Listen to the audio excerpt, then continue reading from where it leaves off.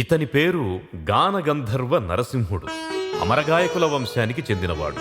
ఈయన పేరు జగన్నాథ పండితుడు, నరసింహుని ముత్తాత.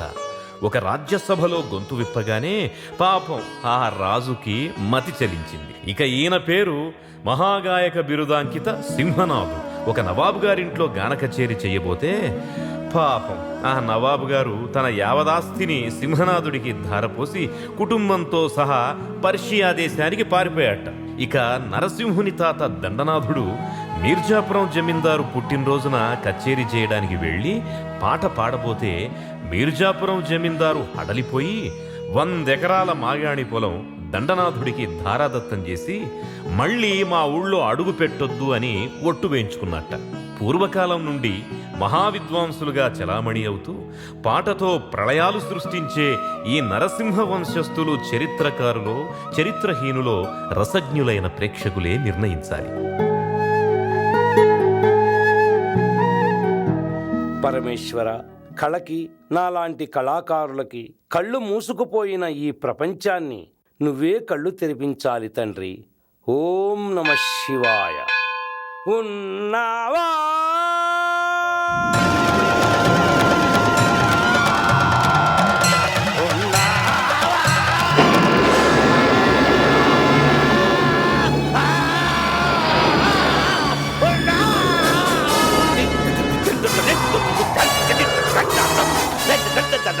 ఇది ఇతగాడి వీర విజృంభణ. పాపం 7 లోకాల్లోనూ ఈ దుష్టగాత్రుడిని భరించేది ఒకే ఒక్క శక్తి, అదే ఈ మహాతల్లి.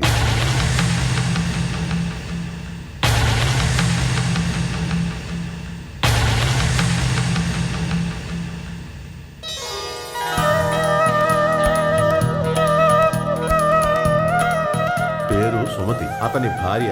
అతను కట్టిన తాళి మీద కట్టు బొట్టు మెటల అలంకారం మీద మమకారంతో వాడిని చంపకుండా భరించడం అలవాటు చేసుకున్నది.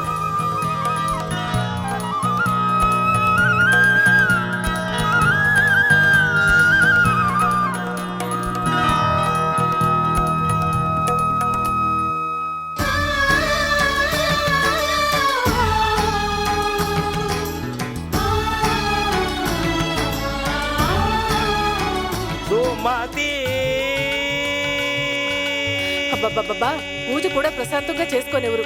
ఈయన సంగీత సాధంతో చచ్చిపోతున్నాను. వస్తున్నానండి.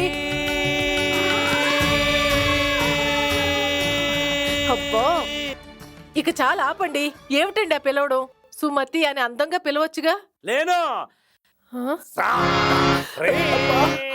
ఉండలేను. పాటతో మాటని, మాటతో పాటని కలిపేయటం నాకు వెన్నుతో పెట్టిన విద్య. అవునులేండి, మీ పాట కూడా మాటలాగే ఉంటుంది.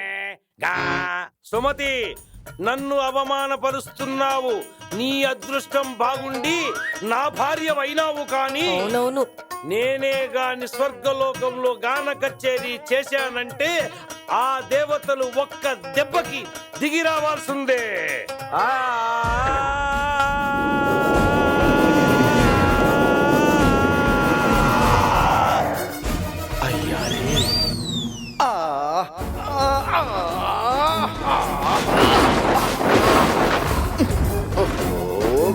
కఠోరం.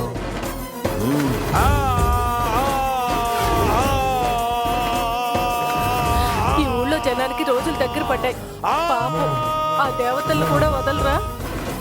వదిలితే మా పూర్వీకులకు కోపం వస్తుంది. ఈ ముల్లోకాల్లో నా నుంచి ఎవ్వరూ తప్పించుకోలేరు. అవునవును, ఎవ్వరూ తప్పించుకోలేరు. సరే సరే, ఆ నవ్వటం ఆపి గంగాజలం పట్రా, గొంతు గరగరలాడుతుంది. తులసి తీర్థం తేనా?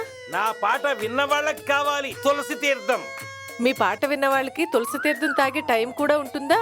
వినగానే పాపం